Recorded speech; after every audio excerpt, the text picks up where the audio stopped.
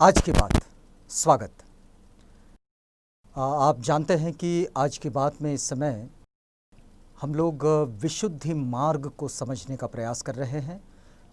ऐसा मार्ग जो दुख मुक्ति की ओर लिए चलता है, जो निब्बाण की राह चलाता है और एक बेहतर जीवन का एहसास हम सबको कराता है। ऐसा है कि ये पूरा जो मन है, इसे पूर्णतः संयम में रखना, यह कार्य तो बड़ा कठिन है, लेकिन निर्वाण प्राप्ति की कामना करने वालों को सबसे पहले अपनी वासनाओं की ज्वालाओं को बुझा देना होता है।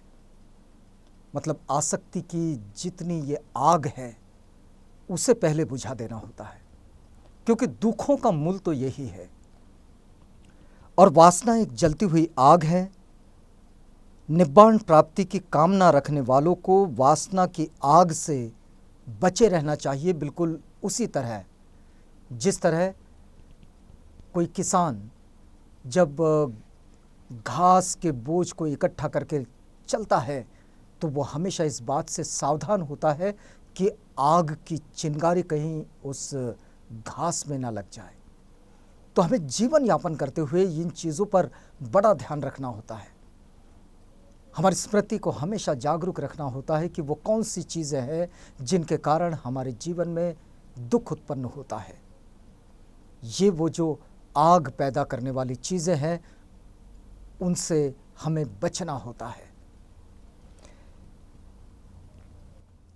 ये बड़ी मूर्खता होगी कि मनुष्य सुंदर आकृतियों से मोहित होने के डर से अपनी आंखें ही निकाल बैठे। ऐसा होना नहीं चाहिए, क्योंकि ये तो मूर्खता होगी कि संसार में बहुत सारी चीज़ें जो हमारे मन को आकर्षित करती है, तो उनसे बचने के डर से हम अपनी आंखें ही बंद कर दें। ऐसा नहीं। लेकिन मन सब इंद्रियों का स्वामी है, और अगर मन पूरा नियंत्रित हो तो दूसरी जो दुर्बल वासनाएं हैं, दुर्बल भावनाएं हैं, वो भावनाएं अपने आप नष्ट हो जाती है।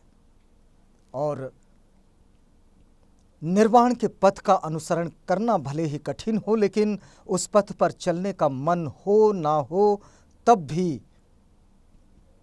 बिना निर्वाण प्राप्ति के जन्म मृत्यु के इस संसार में दुखों से मुक्ति का कोई दूसरा विकल्प नहीं है। और इसलिए जो लोग ये चाहते हैं, जिनको सुख की चाहत है अपने जीवन में, और जो लोग ये चाहते हैं कि उन्हें दुख मुक्त जीवन चाहिए, तो उन्हें निश्चित रूप से अपने आप को इस राह पर चलाना होगा जिस राह पर हम वासनाओं की आग से बचे रहते हैं।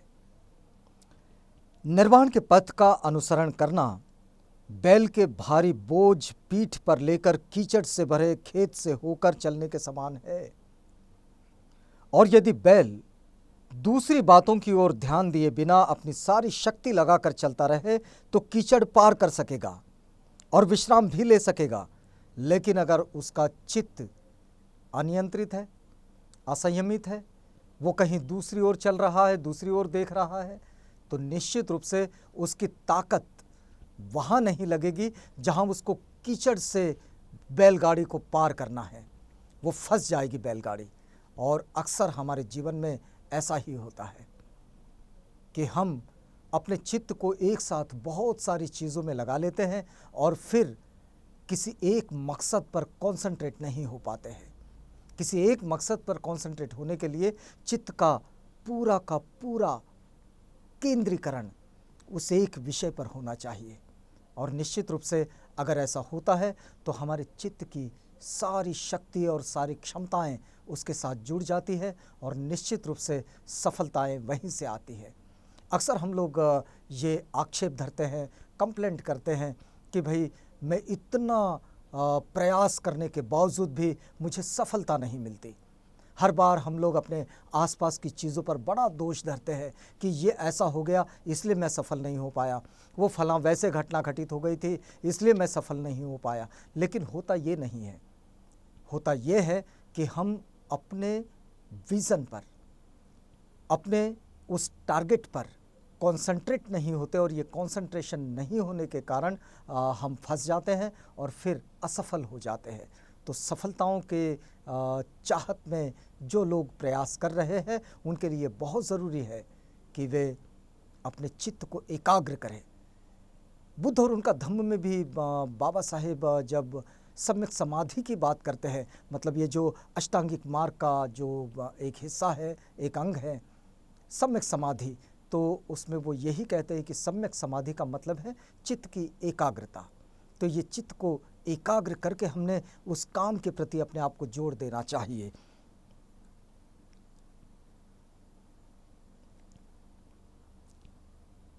यदि बैल दूसरी बातों की ओर ध्यान दिए बिना अपनी सारी शक्ति लगाकर चलता रहे तो कीचड़ को पार कर सकेगा और विश्राम भी ले सकेगा। ठीक वैसे ही यदि चित्त नियंत्रित हो और उसे सत्य पथ से विचलित न होने दिया जाए तो लोभ का कीचड़ बाधक नहीं बन सकता और चित्त के सभी दुख नष्ट हो जाएंगे। निब्बाण के पथ का अनुसरण करने वालों को सर्वप्रथम अहंकार का त्याग करना चाहिए और बड़े विनम्र भाव से तथागत के उपदेशों को ग्रहण करने के लिए तैयार रहना चाहिए। बहुत सारे लोगों में ये बात होती है कि वो अहंकार से इतने भर जाते हैं कि वो किसी की कोई बात कभी सुनना मानना नहीं चाहते हैं और अपनी बात को इतना श्रेष्ठ मान लेते हैं कि उससे ज़रा भी इधर उधर नहीं होते। लेकिन जहाँ कहीं कोई विशिष्ट बात समझाई जा रही है, जैसे तथागत के उपदेश है, ये विशिष्ट बात है, वो जीवन को जीने के लिए एक बेहतर रास्ता बताते हैं, तो हमने इन उपदेशों को सुनने के लिए और उसका अंगीकार करने के लिए हमेशा तैयार रहना चाहिए, अपने आप को तैयार रखना चाहिए। लेकिन ये तभी संभव है जब हमारे मन में विनम्रता का भाव हो, क्योंकि अहंकार तभी टूटेगा जब मन विनम्रता से भरेगा। और जब अहंकार टूट जाएगा और मन विनम्रता से भर जाएगा तो निश्चित रूप से एक झुकाव आता है। मतलब इसे सीधा सीधा हम ये कह सकते हैं कि हमारे अंदर प्रार्थना का भाव होना चाहिए।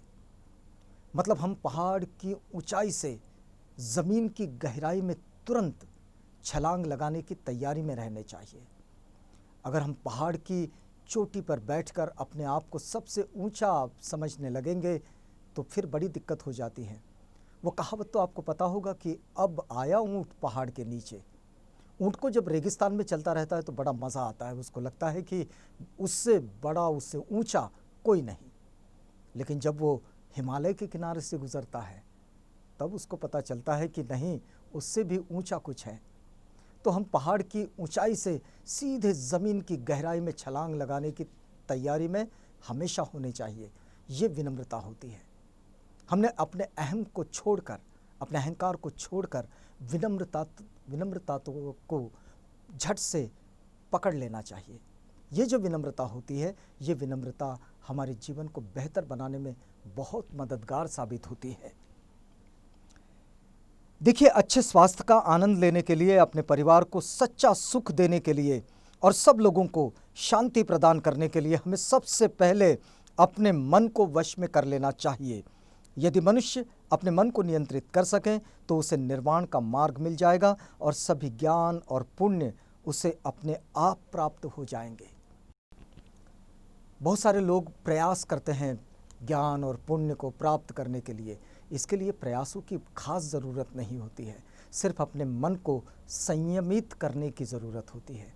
अगर मन संयत हो जाए तो फिर क्या कहने, फिर किसी चीज़ की कोई खास ज़रूरत ही नहीं होती।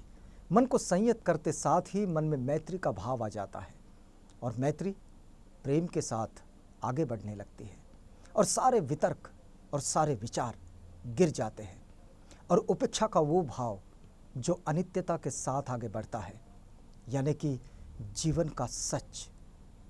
यहाँ कुछ भी हमेशा के लिए टिकने वाला नहीं है, यहाँ कुछ भी ऐसा का ऐसा ही रहने वाला नहीं है। हर चीज़ परिवर्तनशील है।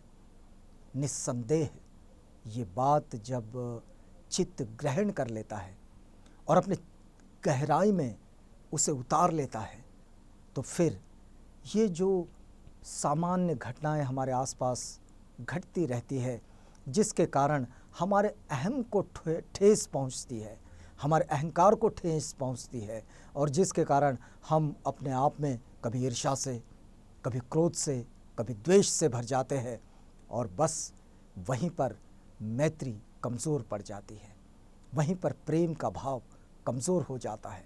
तो बस इसी की ज़रूरत है कि हम अपने मन को संयमित करें, अपने चित्त को शुद्धता और परिशुद्धता की राह पर बनाए रखें।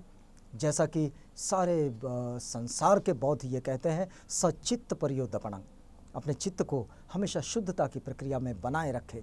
तो ये जो बात है कि जो अच्छा है, कुशल है, उसे ग्रहण करें, अपने चित्त को शुद्धता की प्रक्रिया में बनाए रखें, और किसी भी पाप कर्म को यानी कि बुराई को ना करें। बस यही निब्बाण की राह भी है।